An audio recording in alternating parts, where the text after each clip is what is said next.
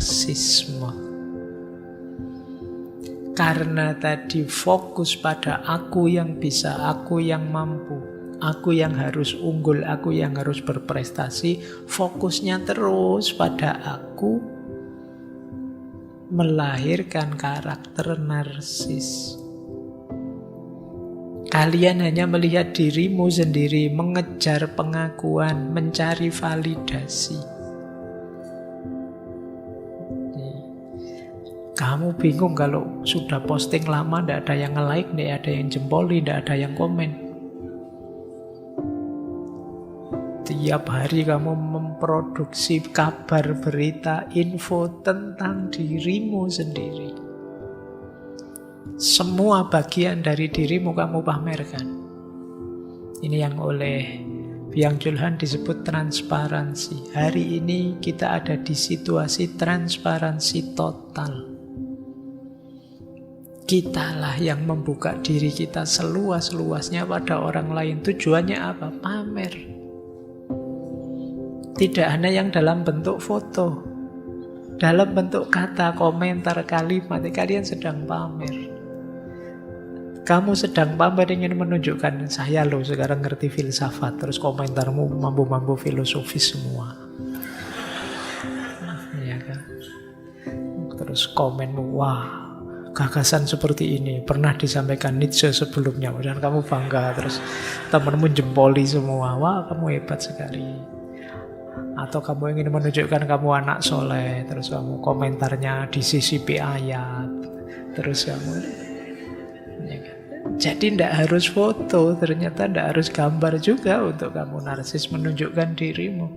Atau kamu ingin menunjukkan kamu orang yang lucu, atau kamu ingin menunjukkan orang yang peduli, atau kamu, ya semuanya sebenarnya tujuanmu ingin diakui, divalidasi.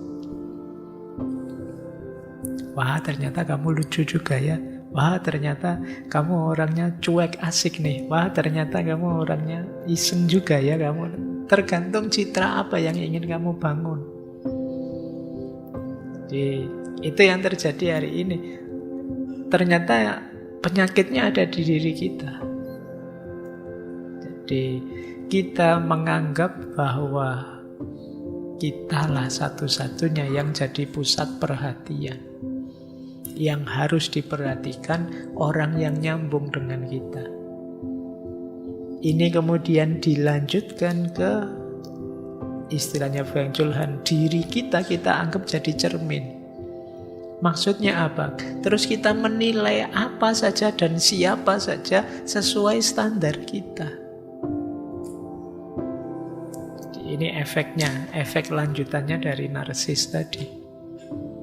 Orang kita salah-salahkan, orang kita sesat-sesatkan, orang kita hakimi ini, hakimi itu. Standarnya apa? Pikiran kita, diri kita. Karena kita menganggap kitalah yang paling benar, kitalah yang paling ideal. Kita menganggap orang sudah mengakuiku semua. Ini efek kedua yang kita lihat, banyak sekali masalah-masalah hari ini seputar itu. Kemudian yang ketiga, orang narsis itu hidupnya adalah panggung. Kalau itu panggung, ya isinya acting. Peradaban hari ini itu ya peradaban acting semua. Kalian lihat di medsos, di YouTube. Sekarang semua orang membuat panggungnya sendiri, bikin channel sendiri-sendiri. Dulu kalau kamu ingin acara kan lihat TV, itu pun ya tidak serame sekarang. Acaranya TV sesuai produsernya, dia bikin acara apa. Mungkin lihat film ini, film itu kamu nunggu-nunggu. Sabtu ini film apa ya, Jumat ini film. Dulu begitu, sekarang kamu tinggal nyari channel suka-suka kamu. Kalau tidak ada di channel-channel yang kamu cari, kamu bikin channel sendiri, bikin TV sendiri. Sekarang kan begitu situasinya. Ini berakar pada apa? Ya berakar pada mentalitas narsis. Jadi kalian sedang acting. Jangan salah, ketika kamu acting berarti kamu tidak jadi dirimu sendiri. Lama-lama tidak jadi dirimu sendiri, pada saatnya kamu akan bingung memahami dirimu sendiri.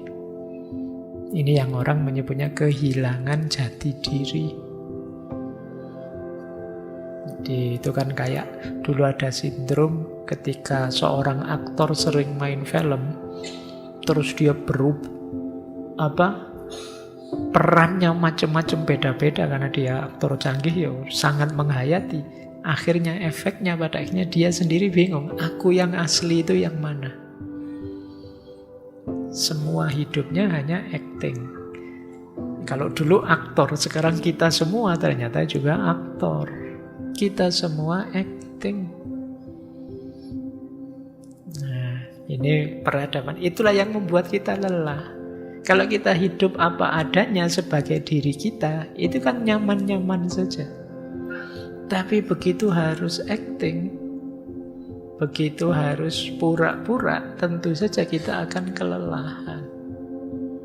Karena kita tidak jadi diri kita sendiri. Kita sebenarnya tidak mau seperti itu sih, tapi harus seperti itu tuntutan acting. Atau kalau bahasamu hari ini tuntutan konten. Kamu kan harus bikin konten dan itu continue biar channelmu rame.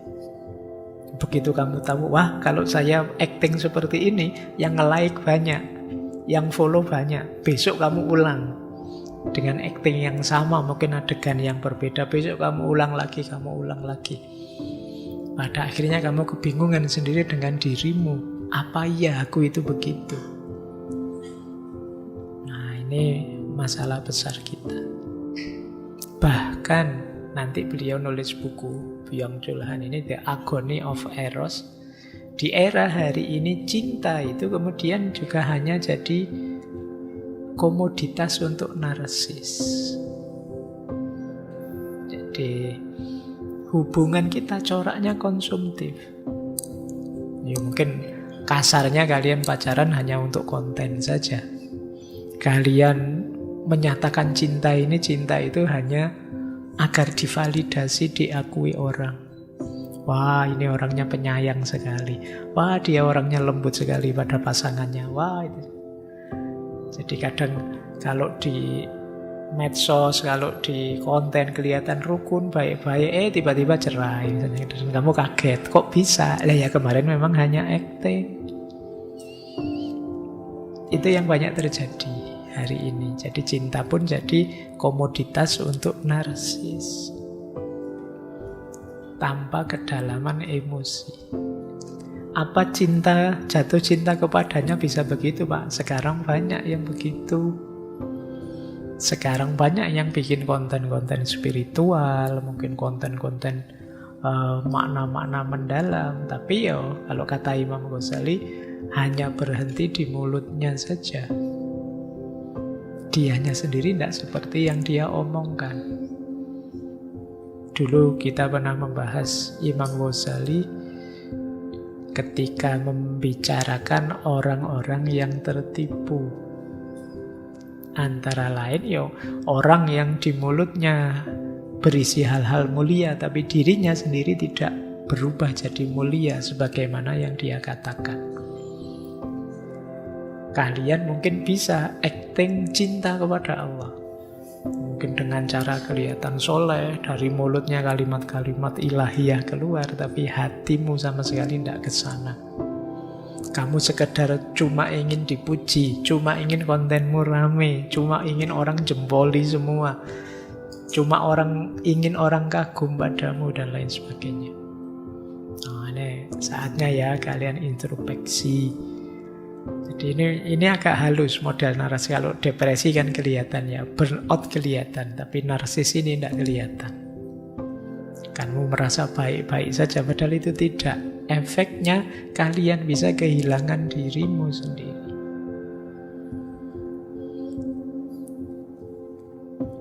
Kata Byung-Chul Han, dalam jejaring sosial, fungsi teman terutama adalah untuk meningkatkan narsisme. Dengan memberikan perhatian, sebagai konsumen pada ego yang dipamerkan sebagai komoditas. Kalian mencari validasi, mencari follower, mencari jempol, mencari komen. Itu kan pada teman-temanmu. Gunanya apa sih kamu mencari follower yang banyak? Secara psikologis, kata Byung Chul Han, untuk meningkatkan narsisme. Merekalah konsumenmu, kamu penjualnya. Merekalah penontonnya, kamu aktornya. Jadi teman-teman yang di jejaring sosial itu ya sebenarnya fungsinya sebagai konsumen narsisme. Nah, nanti kalau kalian menyapa followermu begitu ya, wahai konsumen narsisku. Ya, selamat siang, selamat pagi. Masih mau like toh kontenku gitu ya. Baik, ini yang kita lakukan. Bahkan ini coba dicari ya, beliau di buku terakhir itu menulis The Crisis of Narration. Kata beliau, yang menyebabkan orang kecanduan selfie itu bukan rasa cinta diri atau kesombongan narsistik, tetapi kekosongan batin. Kenapa bisa begitu? Karena dia belum yakin terhadap dirinya. Maka dia perlu penegasan orang lain tentang bahwa aku ini hebat loh, aku ini cantik loh, aku itu ganteng loh, aku itu pinter loh, aku itu. Dia menunggu penegasan dari orang lain baru dia yakin bahwa aku begitu. Ini yang membuat, ini yang disebut oleh Byung Chul Han batinnya sedang kosong. Kesadarannya tidak tentang dirinya, tapi dia menunggu pengakuan orang lain tentang dirinya. Jadi kalau melakukan kebaikan, dia belum yakin itu baik sebelum dijempoli orang lain, sebelum diakui orang lain bahwa itu baik. Nah, ini ciri-ciri kekosongan batin. Tentu saja kalau kalian ada di titik ini, kalian akan kelelahan luar biasa. Karena mengejar pengakuan orang lain itu tidak segampang kelihatannya. Karena biasanya orang yang mentalnya seperti ini, ada kritik satu saja, dia panik sudah. Yang lain muji, jempol-jempol, wah bagus, hebat. Terus ada satu yang kritik, ah kok kayak gitu, salah itu, keliru itu, kamu panik sudah. Karena kamu ingin pengakuan total. Begitu ada satu yang negatif, ya kamu gelisah dengan itu. Yang sering bikin konten mungkin merasakan ya, kalau dikritik satu gitu. Untungnya saya tidak main medsos. Kalau saya main medsos mungkin aku stres sejak dulu ya. Kalau ada kritik, ada itu. Mungkin kalau dengar filsafat kafir pak, itu mungkin untungnya saya tidak ngikuti perdebatan itu. Mungkin kalau ngikuti terus bubar lah, tidak ngaji-ngaji filsafat, mungkin bisa begitu ya. Tapi ya memang zaman kita hari ini seperti itu. Baik ya, jadi ada 3 efek tadi ya situasi hari ini, yaitu kondisi kelelahan akut burnout, kondisi depresi, dan kondisi narsistik. Nah, lanjutkan. Ada beberapa jenis paradok yang disampaikan oleh Byung Chul Han. Beliau menyebut istilah paradox of freedom. Kata beliau, freedom turns out to be a form of control. Kebebasan pada saatnya berubah menjadi sebentuk kontrol. Selama ini kan kita mendewakan kebebasan. Saya harus bebas, saya tidak boleh dijajah, saya harus milih sendiri apa yang saya inginkan, apa yang ingin saya putuskan untuk hidup kita.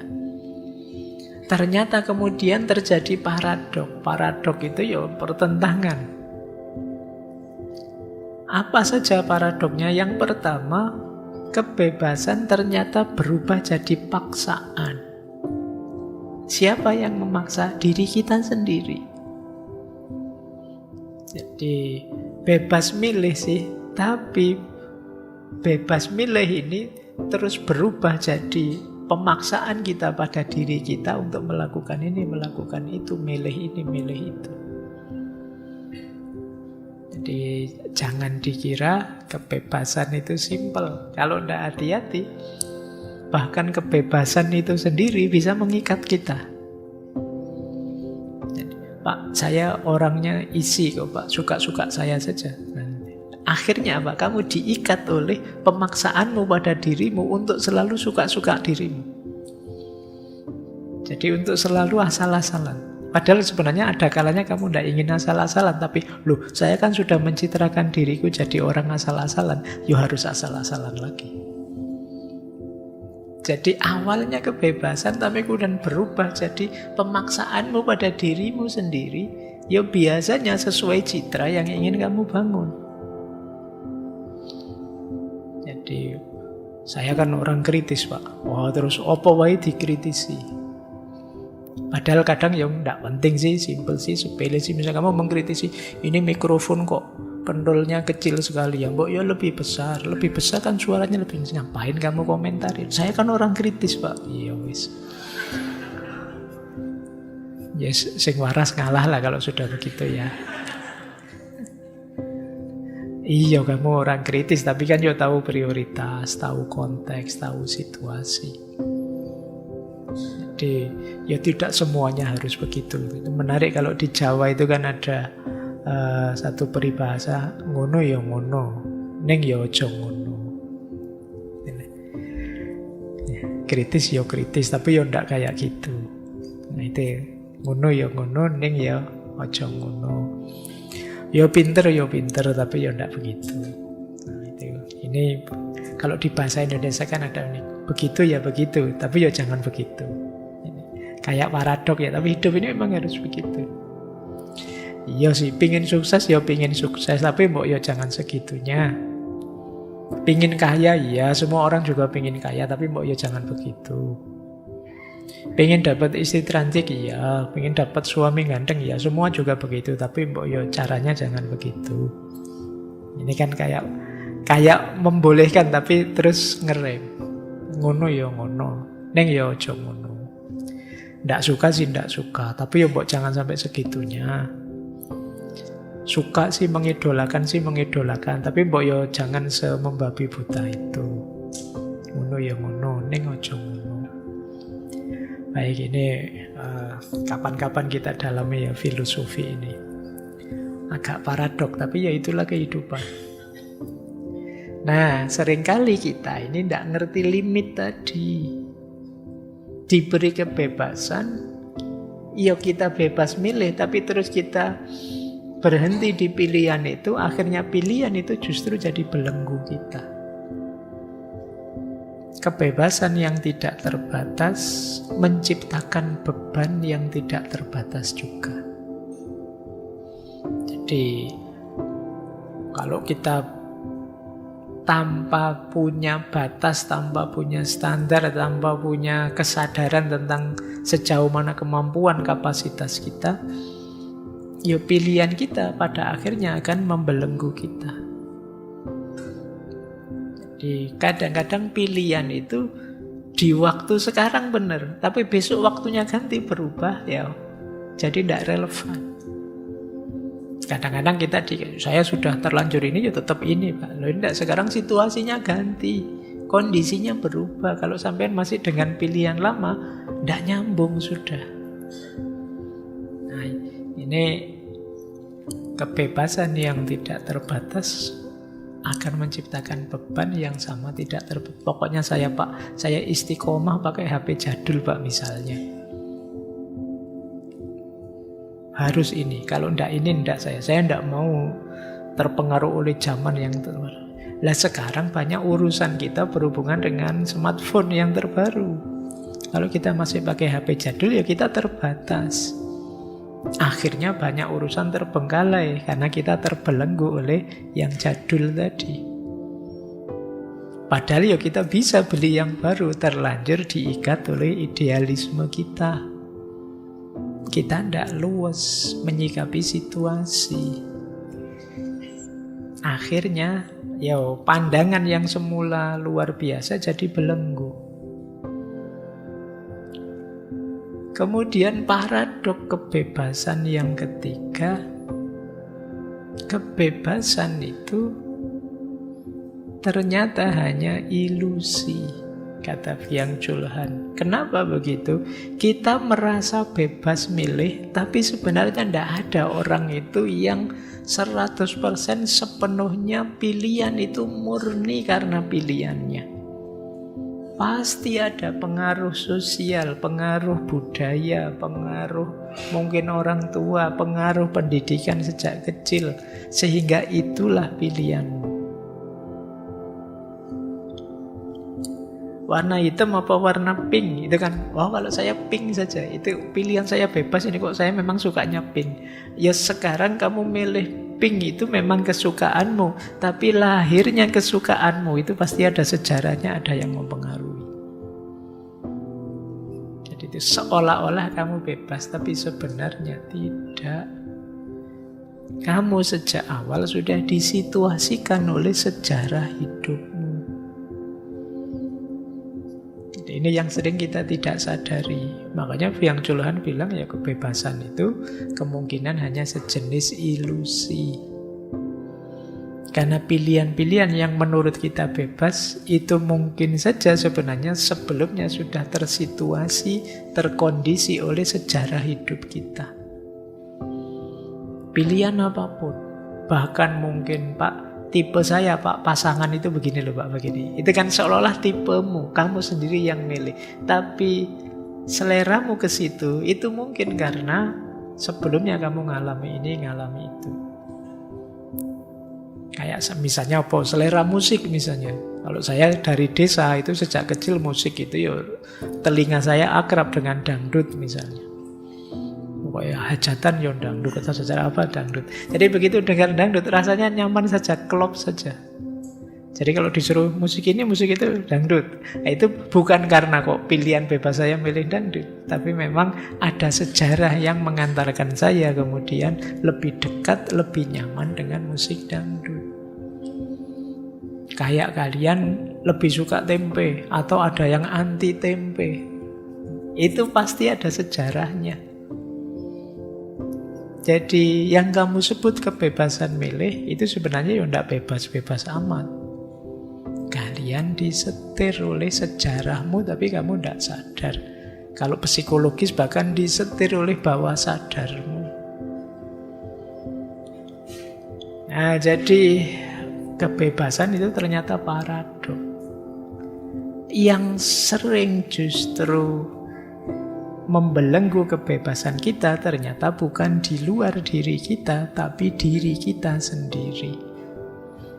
Ya tadi loh, kita mewajibkan diri kita ini, mewajibkan diri kita itu. Itu kan yang kemudian jadi belenggu kita. Pokoknya saya harus ini Pak, sekian tahun lagi saya pasti harus begini dan lain sebagainya. Itulah yang kemudian jadi belenggu kita. Inilah paradox of freedom. Ternyata kebebasan pada akhirnya berubah menjadi paksaan yang dipaksa diri kita sendiri. Ini menurut Byung-Chul Han di buku The Burnout Society.